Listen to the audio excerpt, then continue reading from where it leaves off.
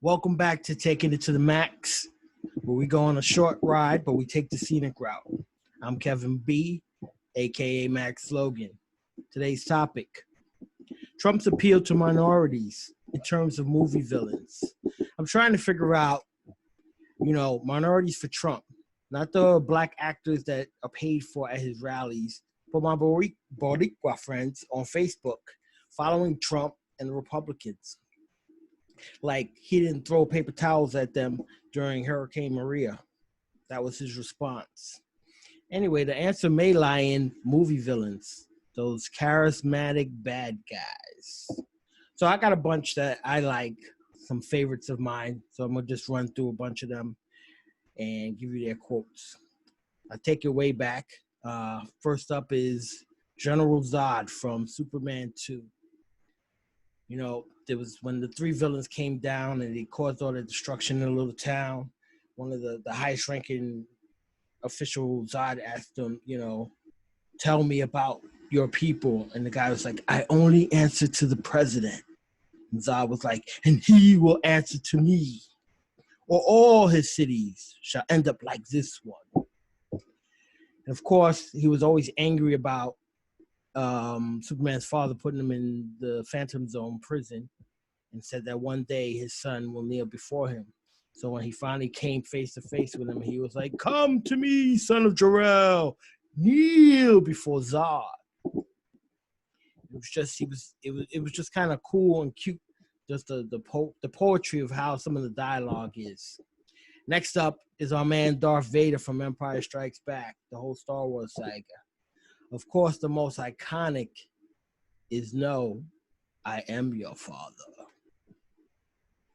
Then when he went to the Cloud City and he was talking to Billy D's character, Lando Calrissian, and Calrissian was mad about the deal being changed. He was like, I'm altering the deal. Pray I don't alter it any further.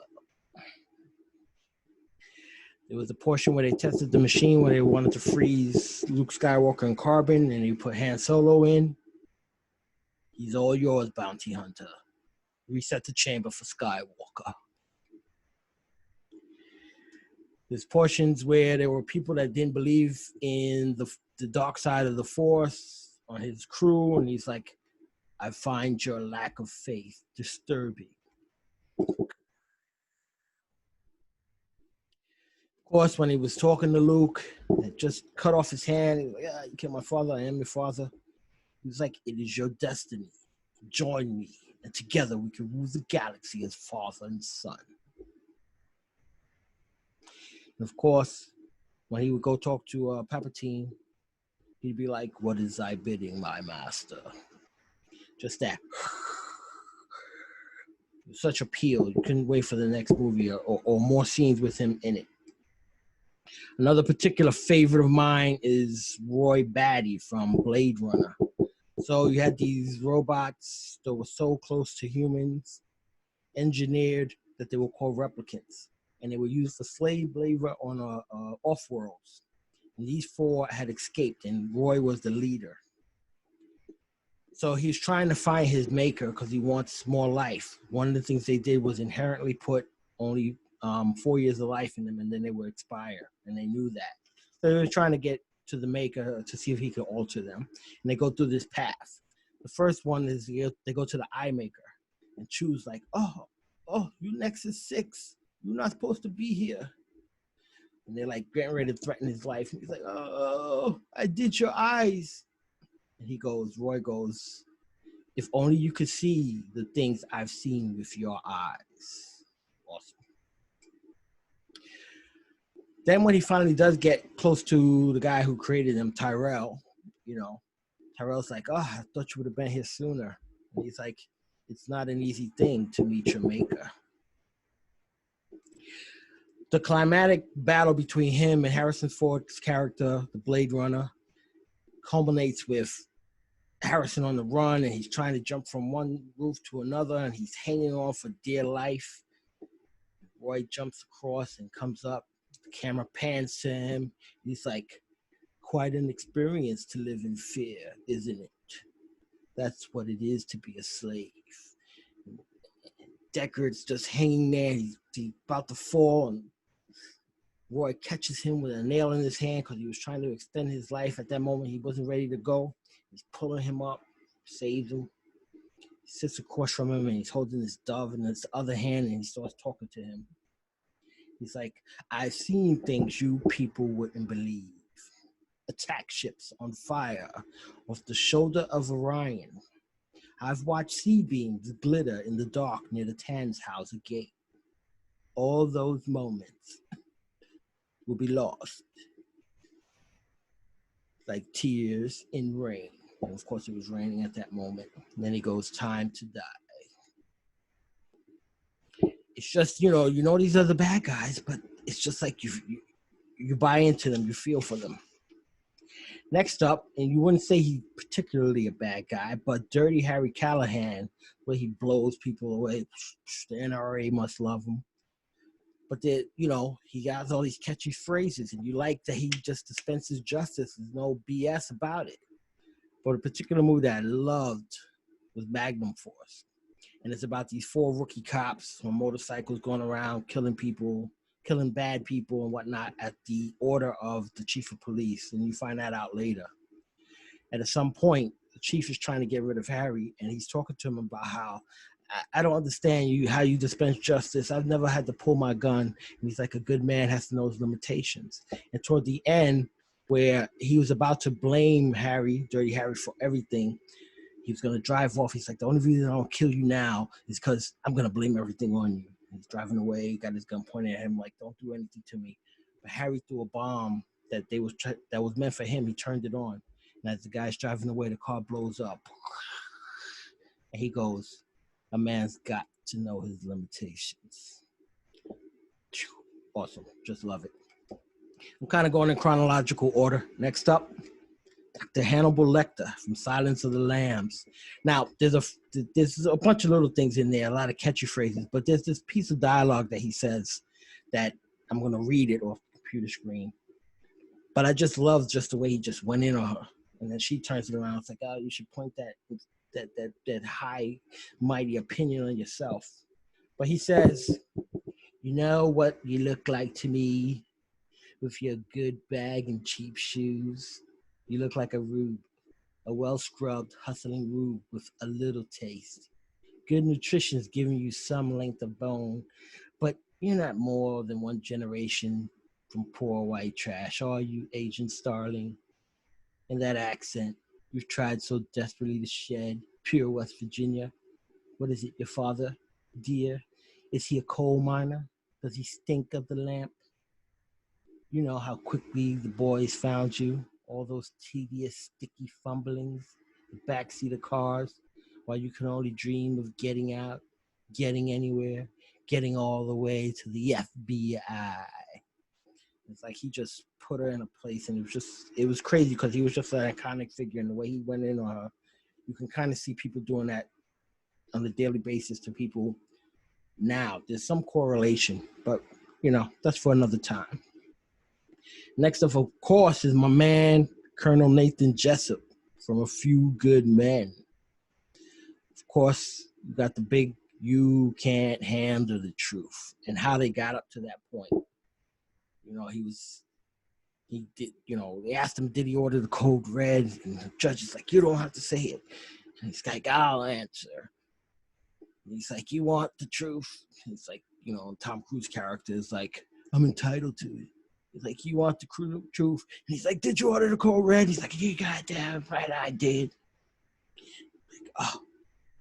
But part of what he said prior to that is that he was like, you don't want the truth because deep down in places you don't talk about parties.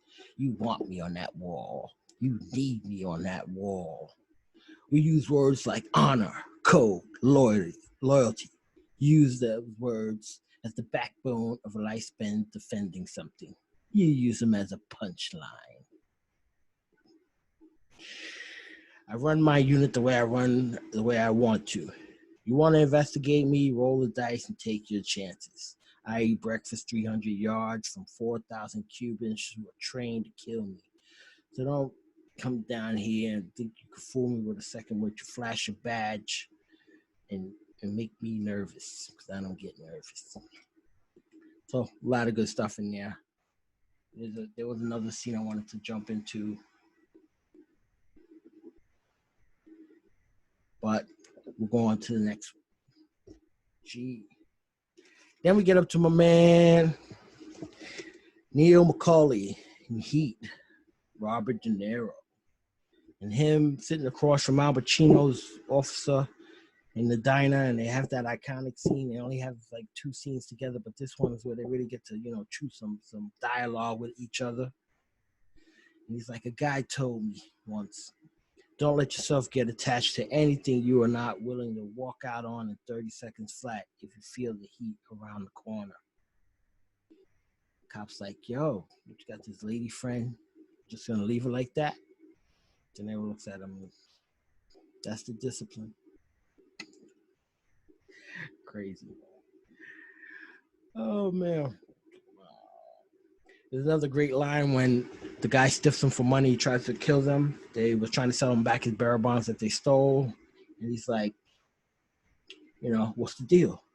He's like, I'm talking to a blank telephone, because there's a dead man on the other side of this line. Fucking ass. Crazy, crazy, crazy. G-H. Then I come up to the architect, the Matrix, actually the Matrix Reloaded. So he goes into what the purpose of the one is. He that's another one I need to read just to get it right. He's like, which brings us to the moment of truth, wherein the fundamental flaw is ultimately expressed and the anomaly revealed in both beginning and end. There are 2 doors. The door to your right leads to the source and the salvation of Zion. The door to your left leads back to the Matrix, to her, and to the end of your species. As you adequately put, the problem is choice. But we already know what you're going to do, don't we? Already I can see the chain reaction, the chemical precursors that signals the onset of emotion designed specifically to overwhelm logic and reason. An emotion that has already blinded you from the simple and obvious truth. She is going to die.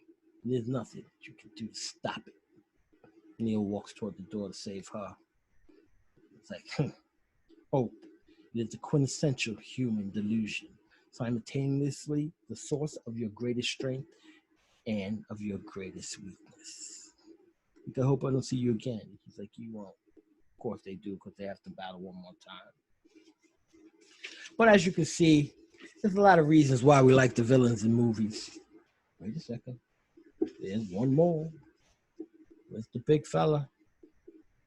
I didn't give him a letter. Magneto in X2, X-Men United. The way Ian McKellen played that role, his timing, his pacing was like virtuoso. So there was a lot of little one-liners in there. There was a portion where the X-Men were coming back from Boston after they caused some problems, and the military tried to shoot down their plane, and they were able to stop one of the missiles, but they couldn't stop the other one. The plane's about to crash, and the scene stops. The plane just in the air, frozen. You see Magneto just holding his finger up. He's talking to Mystique. It's like, when will these people learn to fly? There's a portion where they start to talk and they're chopping up how they're gonna go after the big bad guy Stryker, and Wolverine's about Mystique. Oh, she's good. And Magneto's like, you have no idea. Just the way he says it, it's crazy. And then of course, there's a portion where he's sitting in the plane, he's sitting next to Mystique, and then Pyro John is playing with his lighter, and it's Pyro looks at him and he's like, they tell me you're the bad guy. And the way he delivers this line, Magneto says, is that what they say? It's just awesome. And then he's like, what's your name? The guy's, my name's John. I could just play with fire. I can't really do it. He's like, what's your real name? It's like, Pyro. He shows him. And he's like, you are God amongst insects. So I can see why some people can get fooled and think, Trump tells it like it is. He's the real deal. He's not. He's just a liar. And I don't want to get too political, but you know, it is what it is, right? But stop believing the hype. Slowly, he's deconstructing the government. He's lining his pockets, and he got a lot of people fooled. I can't understand why it's so simple to fool you, or maybe I can, and we'll talk about that in an upcoming podcast too, just about social media versus journalism, et cetera, et cetera. But that concludes this journey. Whatever you do it all the way, go hard, and take it to the max.